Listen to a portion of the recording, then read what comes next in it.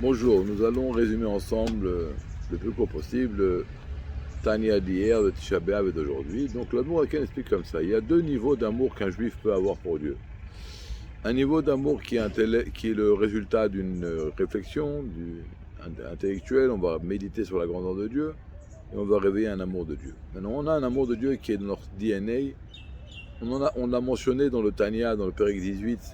C'est ce fameux amour que nous avons en héritage de Avraham Avinu, qui émane du fait que nous avons une Neshama, dans notre Neshama réside le niveau de Chokhmah, de l'intellect de Hatzilut, dans lequel réside le niveau infini de Dieu. Et donc, le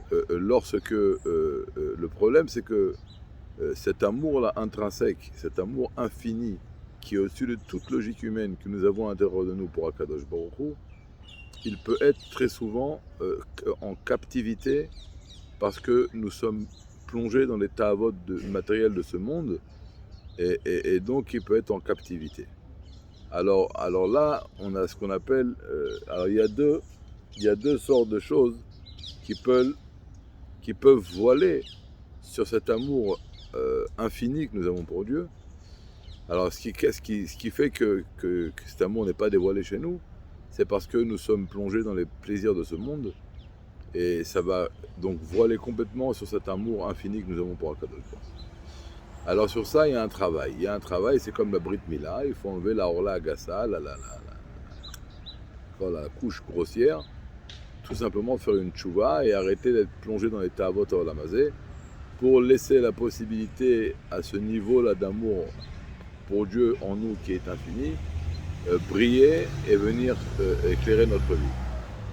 Maintenant, bien que nous allons faire ce travail, il va toujours rester à l'intérieur de nous une petite couche raffinée. C'est comme dans la Brit Mila, après que le Moël enlève la couche grosse, il reste une petite couche qu'il doit enlever avec une autre façon. Et ça, alors c'est écrit que c'est Dieu qui le fera. Il le fera lorsque Mashiach viendra.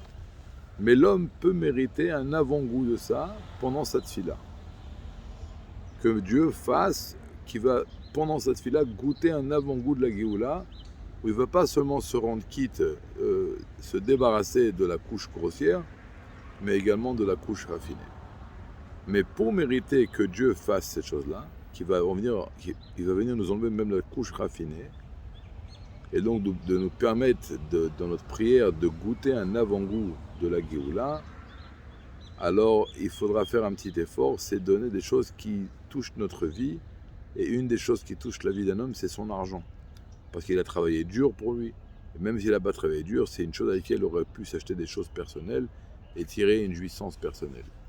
Et lorsqu'il va prendre cet argent, il va le donner à la tzedaka, ça va être le réveil du bas vers le haut qui va après entraîner que Dieu du haut vers le bas va venir également enlever cette couche raffinée et nous permettre pendant la prière d'avoir un avant-goût de la Géoula. Vedra Hashem, nous continuerons demain.